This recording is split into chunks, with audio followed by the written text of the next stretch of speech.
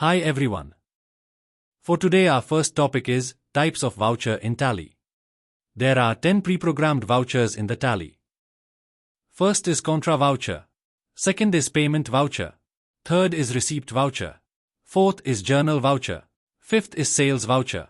Sixth is credit note. Seventh is purchase voucher. Eighth is debit note.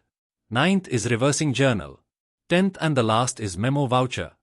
You can customize these vouchers according to your requirements. You can also create new vouchers. Our second topic is accounting rule for voucher entry.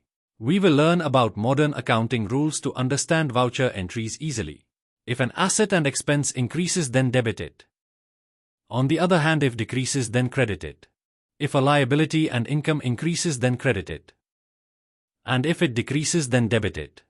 Our third topic is types of purchase. There are two types of purchase. First is credit purchase. If you purchased material from a supplier and you told him you would pay for the material on a future date, then it is a credit purchase. Second is cash purchase.